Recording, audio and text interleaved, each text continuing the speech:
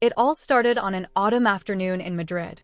A cool breeze stirred the fallen leaves along the cobblestone streets of the Lavapiés neighborhood, where my husband Charles and I lived. I had been planning a trip to Seville for weeks to visit my family.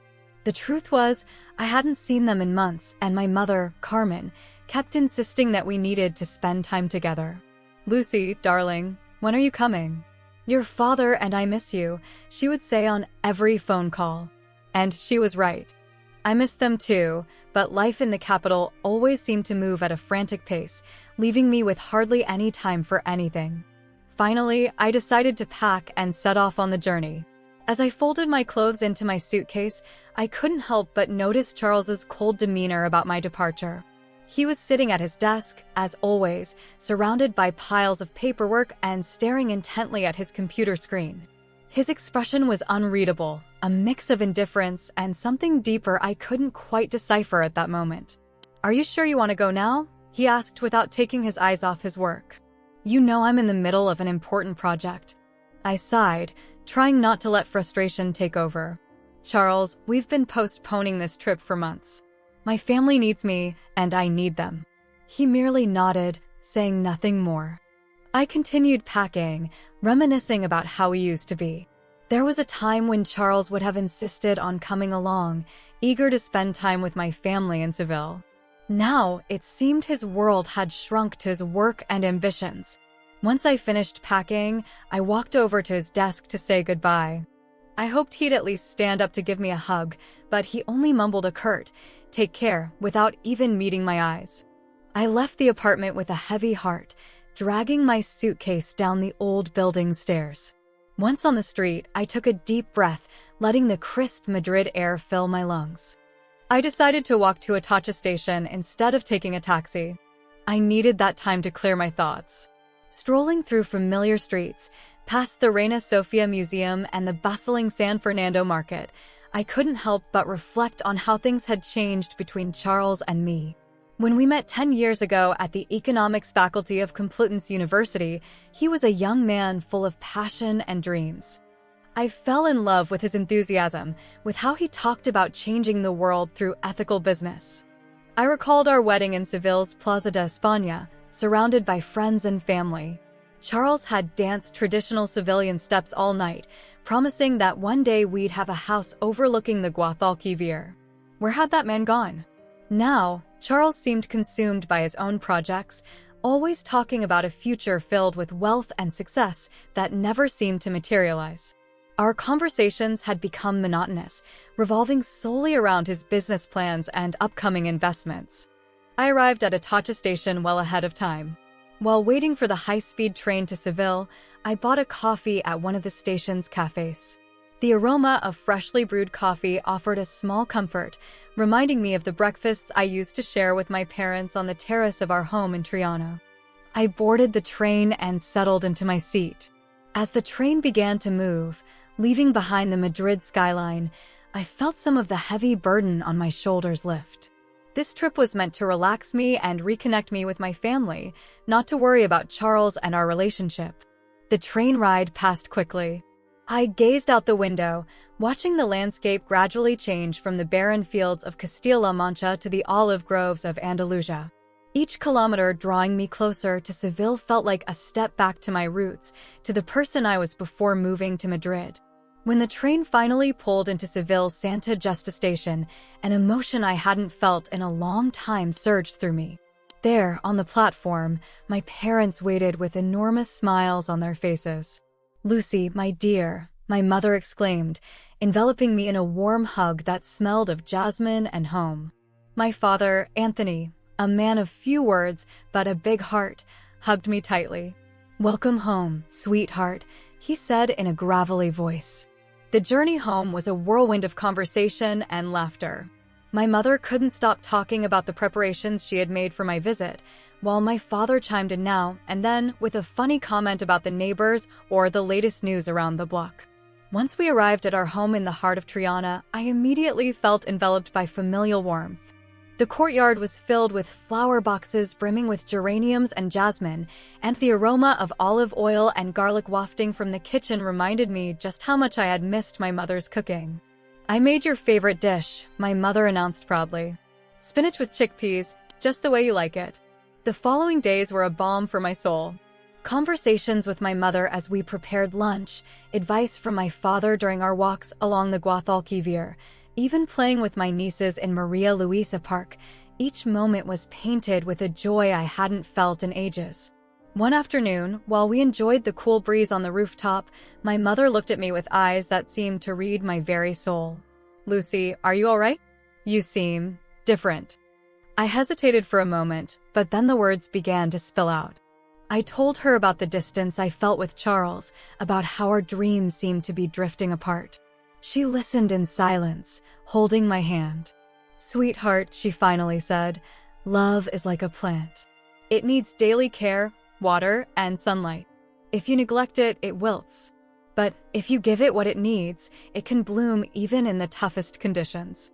Her words gave me pause. Perhaps I had been so busy adapting to life in Madrid, to Charles's ambitions, that I'd forgotten to nurture what was most important, our relationship. The days flew by, filled with laughter, family meals, and walks along Seville's cobbled streets.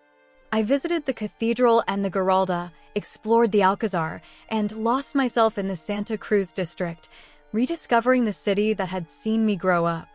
Every night, before sleeping, I would glance at my phone, waiting for a message from Charles. But the screen remained silent.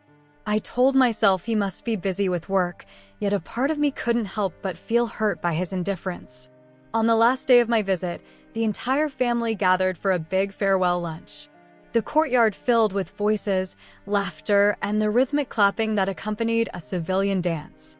For a moment, I closed my eyes and let the music and the ambience carry me away, feeling a deep connection to my roots and my people. When it was time to leave, I felt a mix of sadness and renewal. The week in Seville had rejuvenated me, as if I had shed part of the emotional weight I'd been carrying. My mother hugged me tightly at the station. "Remember, Lucy," she whispered in my ear, "no matter what happens, you'll always have a home here." I nodded through tears as I boarded the train. As the high-speed train pulled away from Seville, carrying me back to Madrid, I watched the sunflower fields blur past the window. I felt stronger, more centered, ready to face whatever awaited me at home. Little did I know that while I was savoring that peace and reconnection with my family, something at home in Madrid was about to change my life forever. The journey back to Madrid would mark the beginning of a completely new chapter, one that would test everything I thought I knew about love, trust, and my own inner strength. The return trip to Madrid was uneventful, but as the train neared Atocha station, a strange unease began to grow in my chest. Perhaps it was the anticipation of returning to the routine, or maybe the fear of facing Charles's coldness once more. Whatever it was, I tried to shake it off by recalling the happy moments in Seville. When I finally arrived at our apartment in Lavapiés, the late afternoon Madrid sun streamed through the windows, bathing the living room in a golden light I had always loved. Yet something felt off. The atmosphere was different, as if an invisible shadow had fallen over our home during my absence. "Charles," I called out, leaving my suitcase by the door. There was no answer. I hurriedly searched the rooms, noticing small details out of place, a slightly askew painting, books piled messily on the nightstand, the hallway plant left unwatered. These were trivial matters, but for someone as meticulous as Charles, they seemed odd. Then a thought struck me, sending my heart racing: my jewelry. Without a second thought, I headed to our bedroom, straight to the closet where I kept my family's jewelry collection. The carved wooden chest, a gift from my grandmother, was still in its usual place. I took it in trembling hands and opened it, holding my breath. The emptiness that greeted me felt like a punch in the stomach. It was completely empty, not even the smallest or least valuable pieces remained. I collapsed onto the bed, clutching the empty chest to my chest. My mind raced with thoughts and emotions. Had we been robbed? How was this possible? Where was Charles? Why hadn't he called if something like this had happened? I spent the next few hours in a state of anxiety, oscillating between anger and fear. I called Charles several times, but his phone was off. I considered calling the police, but something held me back. A voice inside urged me to wait, suggesting there was something I wasn't seeing. When the clock neared 9 in the evening, I heard the sound of keys at the door. Charles entered, dressed in a suit I had never seen him wear before, carrying a leather briefcase.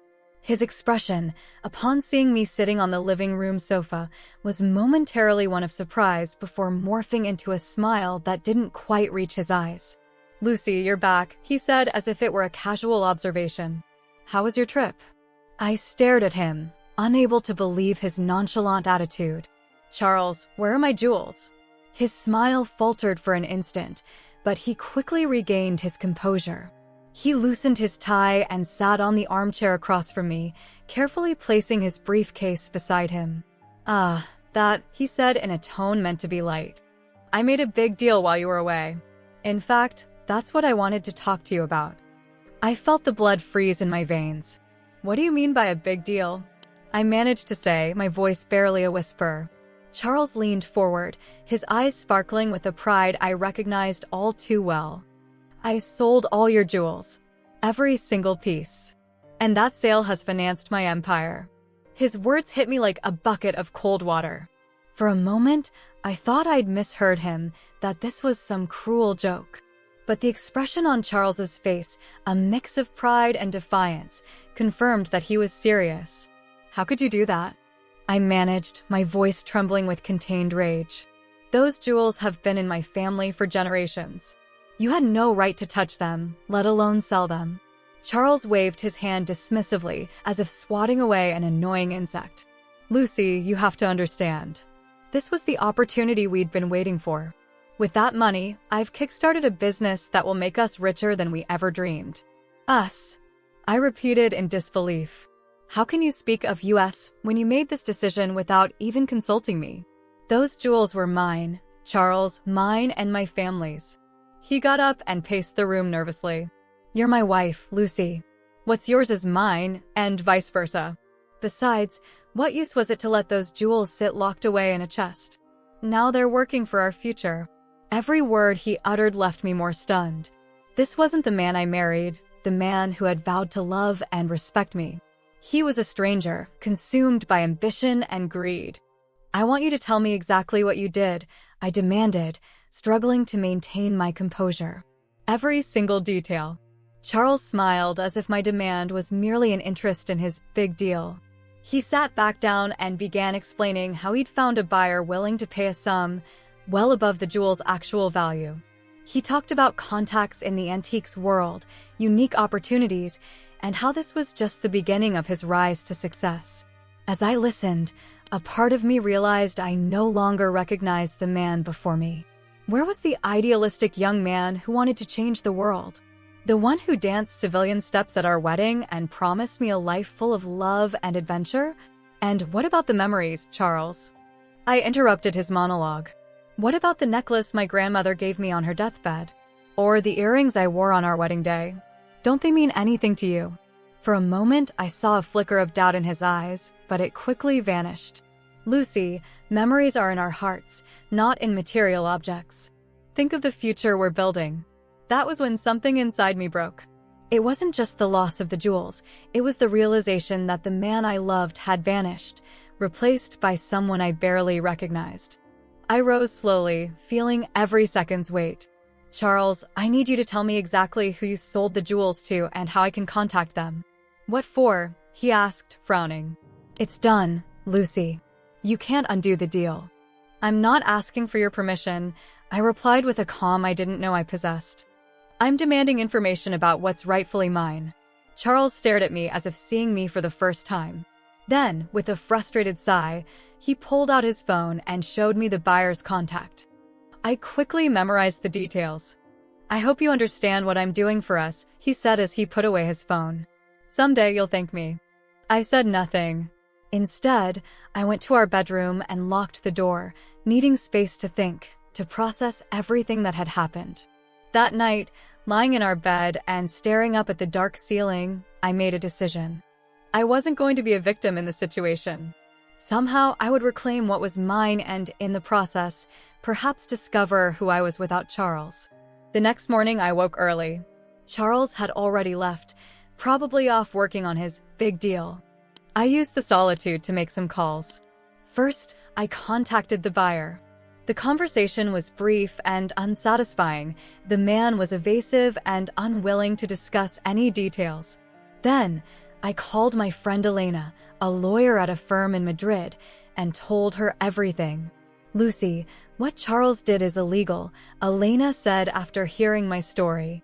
"Those jewels were your personal property, passed down through your family. He had no right to sell them without your consent." Her words sparked a glimmer of hope. "What can I do?" I asked. "First, we need to document everything, any proof of the jewels' ownership, photos, appraisals, everything. Then we can consider legal action against both Charles and the buyer." I spent the rest of the day rummaging through old photo albums, forgotten drawers, and boxes in the storage room.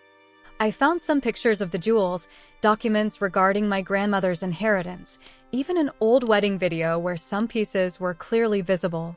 As I sifted through our belongings, memories flooded back, photos of Charles and me in our early years together, smiling and full of hope, love letters exchanged while he was away on business trips.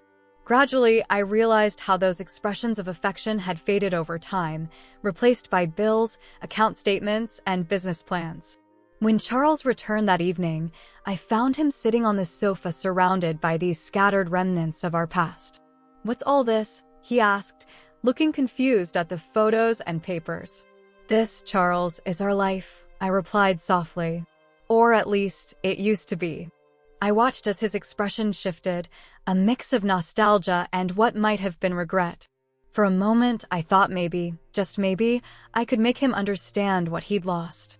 But then he shook his head, as if clearing away those thoughts. "Lucy, the past is the past. We need to look to the future." His words, though expected, hurt deeply. They confirmed what I already felt in my heart. The man I had fallen in love with was gone. "You're right, Charles," I said, surprising him. "The past is the past. And it's time for me to look forward, too." That night, while Charles slept, I packed a small bag with essentials. I left a note in the kitchen explaining that I needed time to think, to decide what to do about our relationship and the jewels. At dawn, I quietly left the apartment. As I walked through the streets of Lavapis, with the rising sun painting the sky in hues of pink and orange, I felt a mixture of fear and liberation. I didn't know exactly what the future held, but I was determined to face it on my own terms. My first stop was Elena's office. Together, we began to devise a plan to recover the jewels and, more importantly, reclaim my independence. I knew the road ahead would be difficult, but for the first time in a long while, I felt in control of my destiny. Looking out the window of Elena's office as the city woke up, I thought of my mother's words, "Love is like a plant. It needs daily care." Perhaps our love had withered, but I was ready to bloom again, this time on my own. The days after leaving the apartment were a whirlwind of emotions and activity. I stayed at Elena's place, where she not only offered me shelter, but unwavering support. Together, we began untangling the complicated mess that my life had become. One morning, as we enjoyed breakfast on her terrace in Malesana, Elena looked at me with that thoughtful expression I knew when she was about to share an important idea. "Lucy," she began, stirring her latte, "I've been thinking. Before we take legal action against Charles or the buyer, I believe we should investigate a bit more. Something about the situation doesn't add up." I nodded, feeling a mix of curiosity and apprehension. "What do you have in mind?" "Well, first off, have you considered the possibility that Charles never really sold the jewels?" The question caught me off guard. "What do you mean?" "He told me he did." Elena leaned forward, her eyes gleaming with determination. "Yes, but think about it. Charles has always been ambitious, but do you really believe he'd sell something so personal without your consent? And doesn't it seem odd that the buyer was so evasive when you reached out?" Her words set my mind racing. It was true. Charles had changed, but to what extent? And what if there was more to this story? "I think we need to do some digging before taking the next step," Elena continued. "I have a few contacts in the antiques world. We could start there." Thus began our investigation. Over the following weeks, we delved into a world of antique dealers, appraisers, and collectors. Elena used her legal connections to gather information about recent transactions involving vintage jewelry, while I gathered every piece of documentation I could find about the history of my family's jewels. Meanwhile, Charles kept trying to contact me. His messages swung between genuine concern and frustration over what he called my overreaction. I decided to keep our communication minimal, not revealing my suspicions or the extent of our investigation. During a visit to an upscale auction house in the Salamanca district, we made our first significant breakthrough. The director, a man named Javier Mendoza, welcomed us into his elegant office adorned with paintings and artifacts. "Ladies, how may I help you?" he greeted politely. Elena took the lead, explaining that we were investigating the recent sale of a family jewelry collection. As she spoke, I watched Javier's reaction closely. I noticed a slight change in his expression when Elena mentioned the approximate date of the alleged sale. "Interesting," he murmured, stroking his chin. "Normally, we don't share details about private transactions, but since you're here for a legal inquiry," he paused as if choosing his next words carefully. "I can tell you that we haven't handled any jewelry sales matching that description in recent months." I felt my heart sink. Did this mean that Charles had lied about the sale? However, Javier continued, "There was a gentleman who came in a few weeks ago, inquiring about the potential value of a similar collection. He never actually viewed the pieces, just some photographs." Elena and I exchanged a look. "Could you describe this man?" I asked, my throat tight. The description Javier provided matched Charles perfectly. We left the auction house with more questions than answers. If Charles hadn't sold the jewels, where were they? And why had he lied? "I think it's time to confront Charles directly," Elena said as we walked the Madrid streets. "We have enough evidence to corner him." I nodded, feeling a mix of determination and fear. "You're right, but I want to do it alone. I need to face him head-on." That evening, I gathered all my courage and called Charles, asking him to meet at a neutral cafe near Plaza Mayor. I arrived early, choosing a quiet corner table. When Charles walked in, I saw relief mixed with an anxiety I had never seen before on his face. "Lucy," he began, sitting down opposite me. "I'm so glad to see you." I interrupted with a gesture. "Charles, I need you to listen. And more importantly, I need you to tell me the truth." I watched as he swallowed hard, his expression turning guarded. "What are you talking about?" "About the jewels, Charles. I know you didn't sell them. At least not through the usual channels. What's really going on?" His face flashed through a series of emotions: surprise, fear, and finally, resignation. He let out a long sigh and ran a hand through his hair, a habit he had when nervous. "Lucy, I made a terrible mistake." And then, as if a dam had broken under pressure, Charles began to confess. He told me about his failed investments, the debts he had secretly accumulated, and a partner who had promised a business opportunity that would change our lives, but required a substantial investment. "I thought I could double the value of the jewels," he said, his voice cracking. "I planned to buy them back before you returned, with the profits. But everything went wrong. The deal was a scam, and now I don't know where the jewels are or how to recover them." I listened in silence, a storm of emotions rising from anger to sorrow. Part of me wanted to scream at him for being so naive and selfish. Yet another part of me felt, surprisingly, a sense of relief. At least now I knew the truth. "Charles," I said finally, my voice remarkably calm, "I need you to give me every detail. Names, dates, locations, everything." He nodded, defeated. "I'll tell you everything. But Lucy, you must know, I'm truly sorry." "I'm so sorry." As Charles detailed every step of his disastrous venture, my mind raced. It was no longer just about recovering the jewels. It had become about unmasking a network of fraudsters and perhaps saving others from falling into the same trap. When he finished, we sat in silence for a moment. The noise of the cafe around us seemed distant, as if we were in our own altered reality. "What do we do now?" Charles asked softly. I looked at him, really looked at him, for the first time in ages. I saw the man I once loved, now weighed down by his mistakes, but I also saw an opportunity, a chance for redemption, not only for him, but for us as a couple. We're going to get the jewels back, I said firmly. And then we'll rebuild our trust, step by step. The following days were a flurry of activity. With Elena's help and the information Charles provided, we began to unravel the complex scam. We contacted the authorities, handing over all the evidence we'd gathered. As the official investigation progressed, Charles and I also worked on our relationship. It wasn't easy. There were moments of frustration, pain, and doubt. But there were also moments of brutal honesty and mutual understanding that we hadn't experienced in years. One afternoon, as we reviewed documents at our apartment, Charles looked at me with an expression reminiscent of the young man I had once fallen in love with. "Lucy," he said softly, "I know I've made unforgivable mistakes.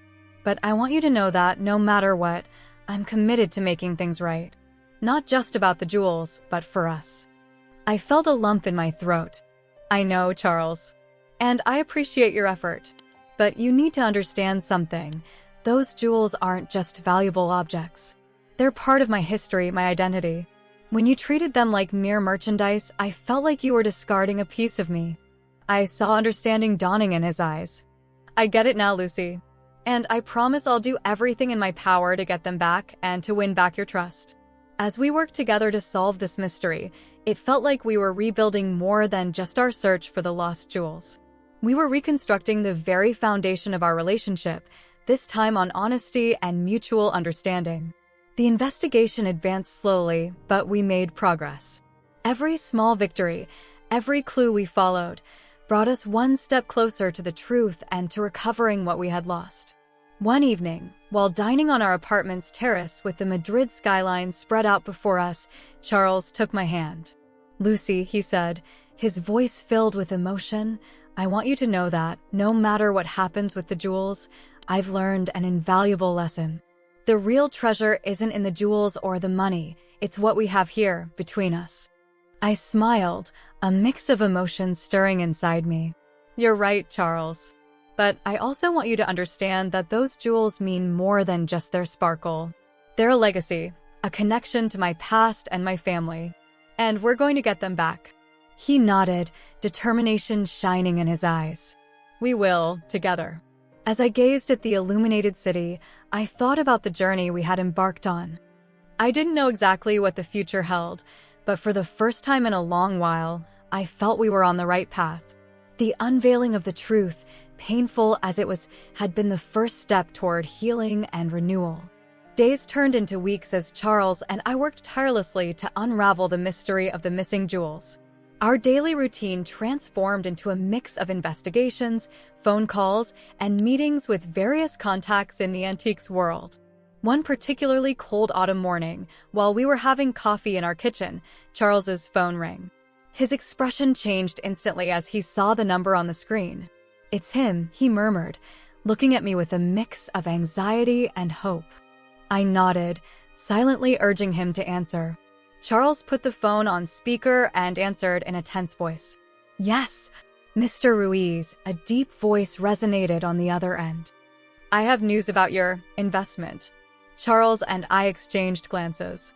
This was the man who was supposedly taking care of the jewels as part of the fraudulent deal. "I'm listening," Charles replied, trying to keep his calm. "The pieces are ready to be recovered," the man said. "But there's been a slight change in our original agreement." I felt my heart race. What new deception awaited us? What kind of change? Charles asked, his voice hinting at irritation. "Nothing major," the man replied in a tone meant to reassure, yet only heightened my nerves. "We just need a small additional investment to cover some unexpected expenses. Once we receive the money, the jewels will be yours again." Charles clenched his fists, his face flushing with anger. Before he could respond, I placed my hand over his and shook my head. We needed to stay calm if we were to have any chance of getting the jewels back. "I understand," Charles finally said, managing to control his tone. "How much do you need, and when can we make the exchange?" The man quoted an amount that made my stomach churn, almost as much as the jewel's original value. They arranged a meeting for the next day at a downtown Madrid cafe. When the call ended, Charles slumped in his chair, running his hands through his hair in frustration. Lucy, I'm so sorry, he began, but I interrupted him. Now isn't the time for apologies, Charles, I said firmly. We need a plan. We spent the rest of the day strategizing. I contacted Elena, who advised us to involve the police. However, we feared that a police intervention might allow the scammers to vanish with the jewels forever. In the end, I decided I would accompany Charles to the meeting. He would meet the man while I observed from a nearby table, ready to step in if things got out of hand. The night before the meeting, as we finalized our plan, a sudden idea struck me. Charles, I said slowly, a realization dawning, have you ever seen the jewels after handing them over to those men? He looked at me, puzzled. No, I only showed them the photos and then gave them the closed chest. Why? A small smile formed on my lips, a mix of relief and astonishment at what I was about to reveal. Because the jewels you gave them weren't the real ones. Charles stared at me, blinking slowly as he tried to process my words. What do you mean? I sat beside him, taking his hands in mine. Charles, a few years after we got married, I made a decision. I saw how ambitious you were becoming, always talking about big deals and opportunities. I worried you might see the jewels as merely a means to finance your projects. I paused, watching as understanding began to dawn in his eyes. So I had exact replicas made of every single piece, I continued. I kept the originals safe in a bank vault and placed the replicas in our chest at home. I never thought you'd actually take them, but I wanted to be prepared, just in case. Charles looked at me with a mix of astonishment and what seemed like admiration. Lucy, you're incredible, he finally said with a small laugh. All this time, we've been chasing replicas. I nodded, feeling both relieved and saddened. Yes, the real jewels are safe. But the fact that you were even willing to take them in the first place, that's something we still need to address. Charles lowered his gaze, guilt evident on his face. You're right. I made terrible mistakes, Lucy.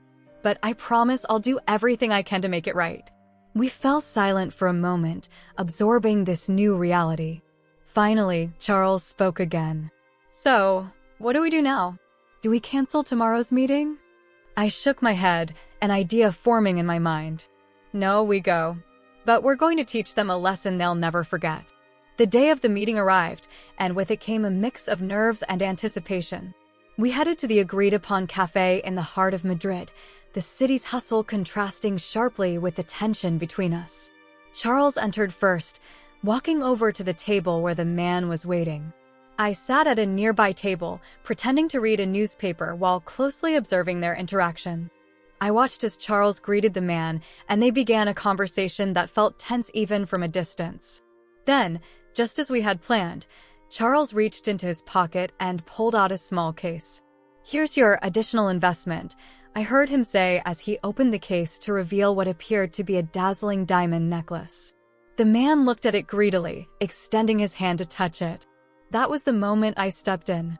I approached their table with determined strides, my heart pounding but my voice steady when I spoke. Gentlemen, sorry to interrupt, I said, sitting down next to Charles. But I think there's something you should know about that piece. The man looked at me, startled and a bit alarmed. Who are you? He demanded brusquely. I'm the owner of the jewels you've been taking care of, I replied, my tone laced with irony.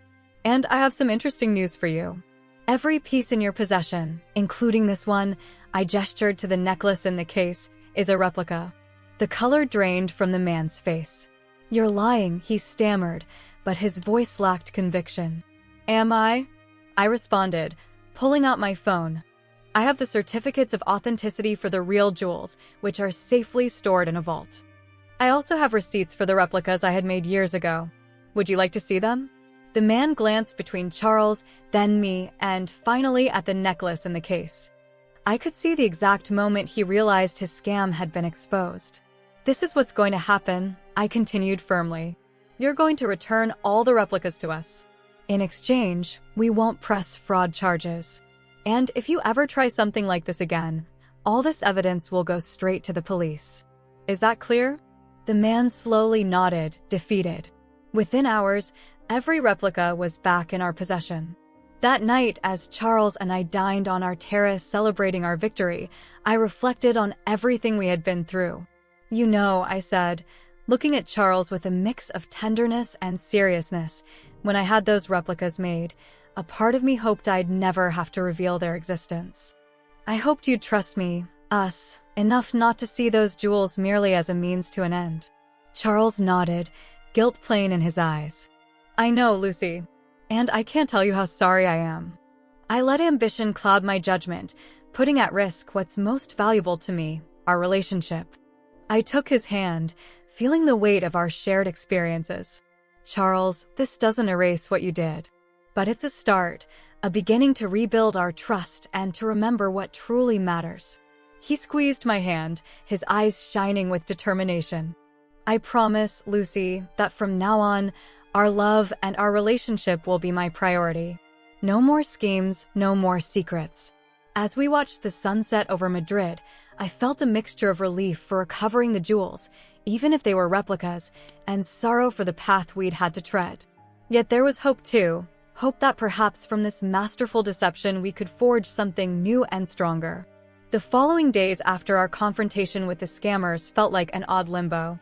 On one hand, we felt relieved to have resolved the jewels issue and exposed the fraud.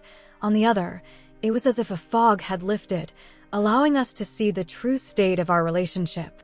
One morning, as we sat in silence over breakfast in the kitchen, Charles looked up from his coffee and met my gaze with an unreadable expression. "Lucy," he began in a low, emotional tone, "I can't stop thinking about everything that's happened. About what I did and what I almost lost." I nodded, waiting for him to continue. I knew this conversation was inevitable, though it wasn't any easier. "When I think about how I was willing to sell your jewels, to betray your trust like that," he paused, swallowing hard. "I realize I've become someone I don't recognize, someone I don't like." A lump formed in my throat.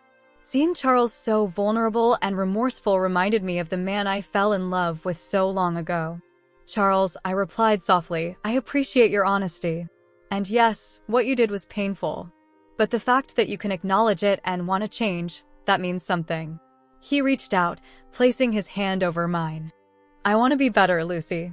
For you, for us. But also for myself. I don't want to be the kind of person who values money more than love and trust." I squeezed his hand, feeling a complex blend of emotions.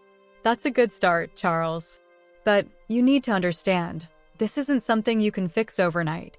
Trust that's been broken takes time to rebuild."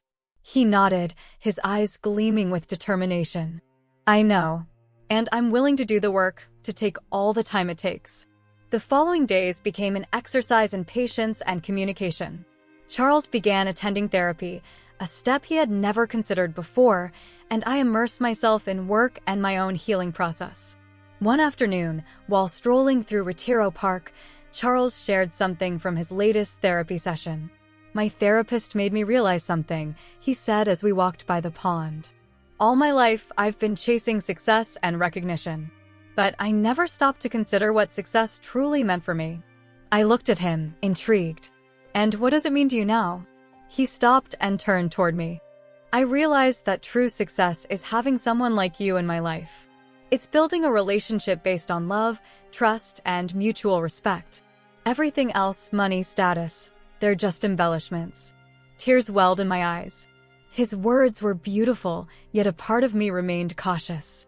"Those are beautiful words, Charles," I said softly. "But words aren't enough," he finished.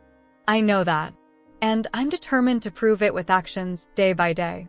As we continued our walk, I reflected on how much things had changed. The Charles walking beside me was different from the man who had been willing to sell my family's jewels. He was more thoughtful, more aware of the consequences of his actions. Yet, despite these positive changes, I felt that something fundamental between us had shifted.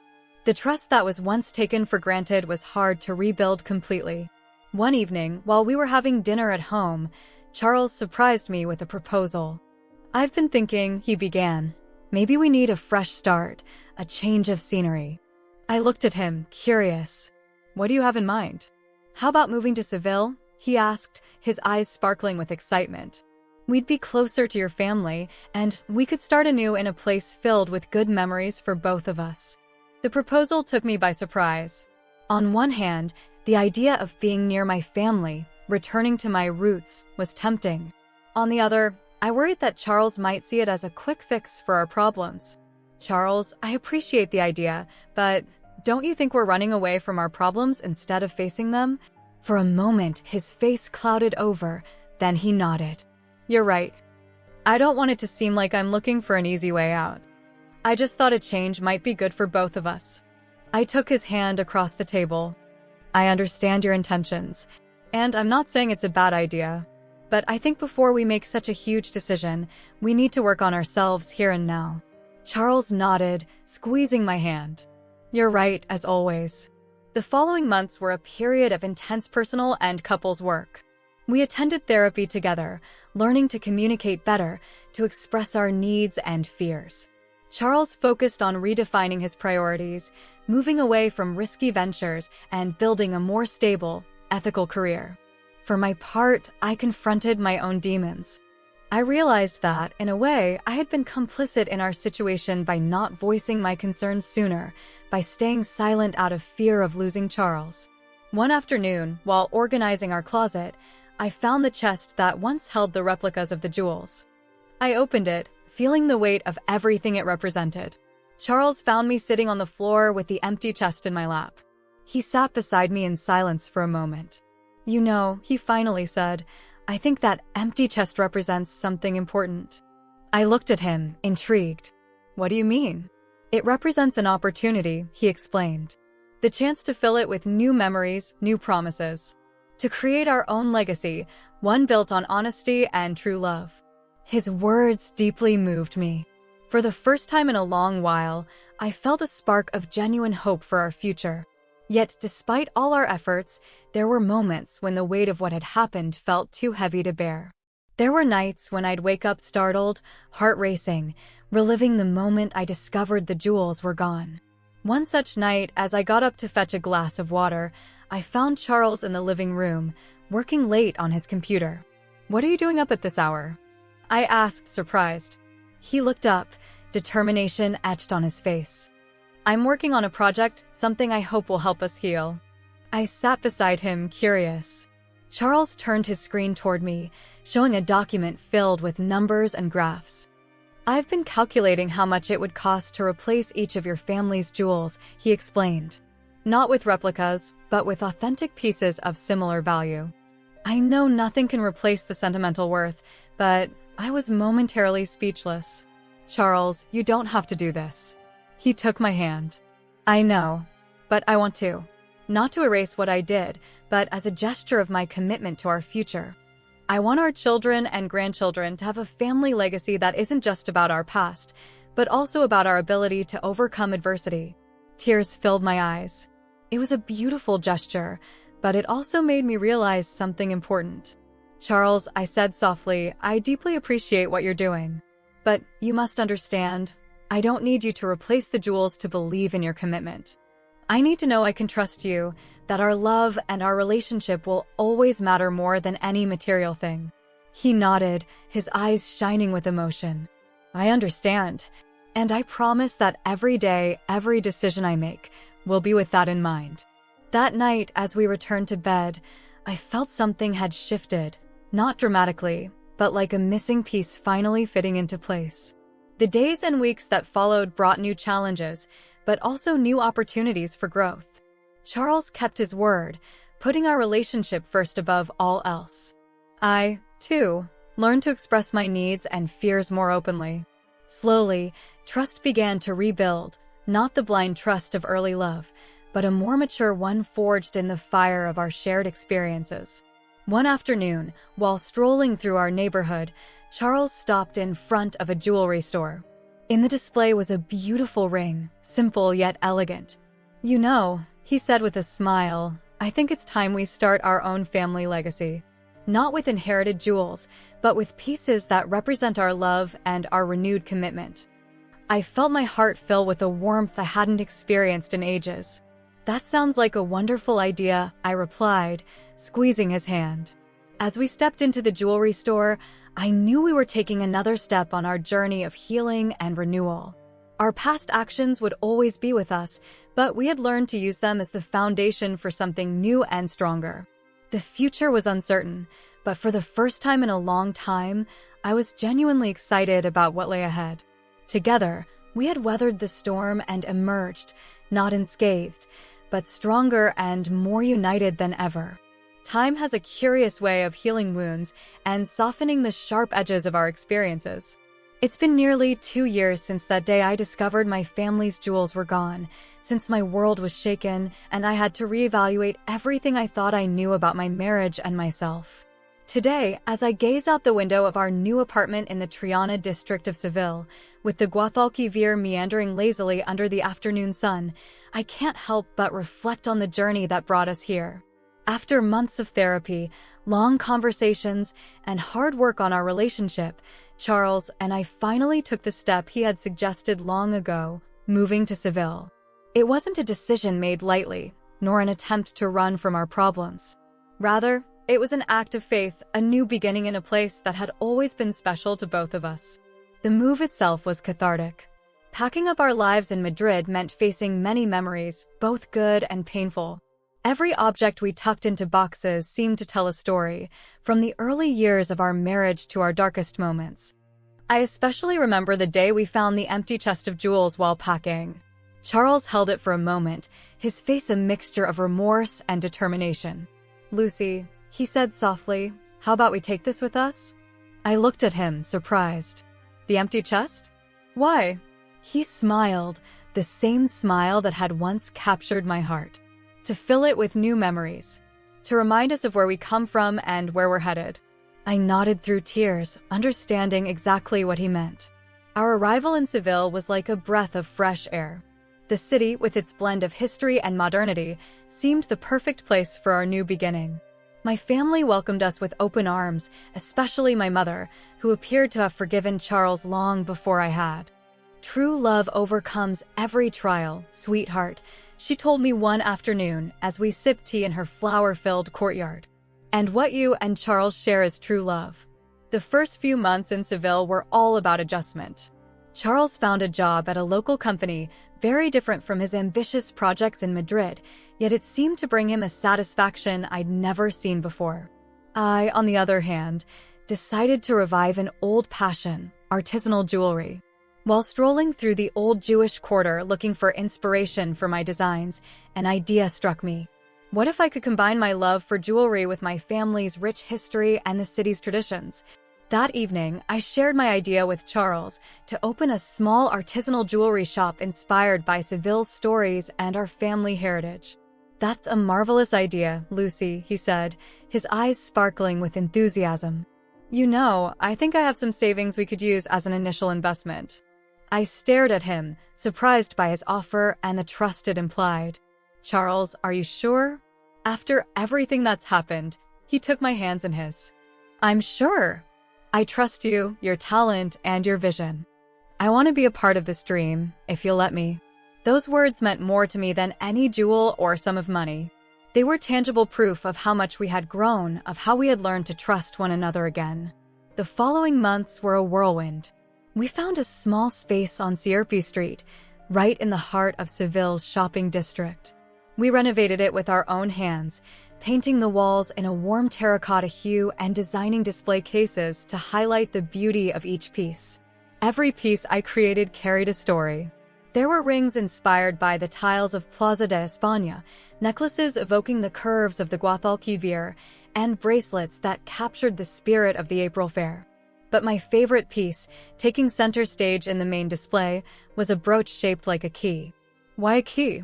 Charles asked the day I finished it. I smiled, holding the piece up to the light. "Because it represents everything we've been through. The key to trust, the key to forgiveness, the key to a new beginning." Before we knew it, the day of the shop's opening arrived. We invited family and friends, and to my surprise, the little shop filled up quickly.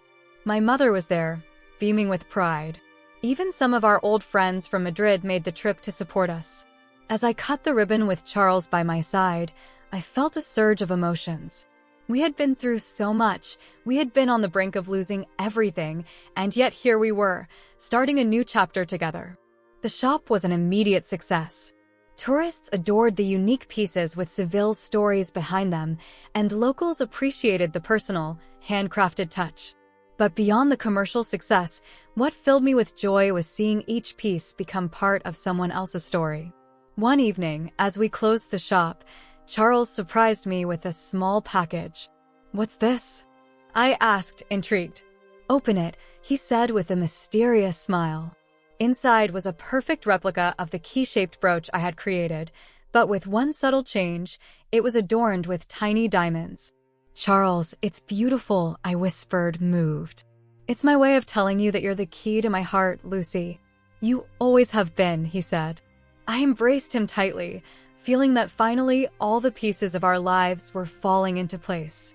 Years have passed since that day, and our life in Seville has become everything we dreamed of and more. The shop has grown, and now we have a small jewelry collection that tells the story of our city and our love. The chest that once lay empty is now full, not of ancient jewels, but of new memories, photos of our travels, little love notes we leave for each other, and yes, some jewelry pieces I've created to mark our special moments. Charles and I have learned that the true treasure isn't in jewels or material possessions. It's in the love, trust, and commitment we share. We've learned to cherish every day together, to communicate openly, and to face challenges as a team. As I watch Charles sitting on our balcony, enjoying the Seville sunset, I can't help but feel a deep gratitude. We've come a long way, overcoming obstacles that once seemed insurmountable, and emerging stronger and more united than ever. Our love, like the jewelry I craft, has been forged in the fire of trials, polished by time and effort, and now shines with a light that is truly ours. It's a new beginning, yes, but also the continuation of a love story that, I'm sure, will keep unfolding for many years to come. And so, as the sun sets over Seville, painting the sky in gold and pink, I join Charles on the balcony. I take his hand, feeling the familiar weight of my wedding ring and the key-shaped brooch close to my heart. Together, we look toward the future, ready for any adventure that awaits, knowing that as long as we have each other, we have everything that truly matters. This is our new beginning, our forever, forged in the flames of adversity and polished by love and understanding. I wouldn't trade it for anything in the world.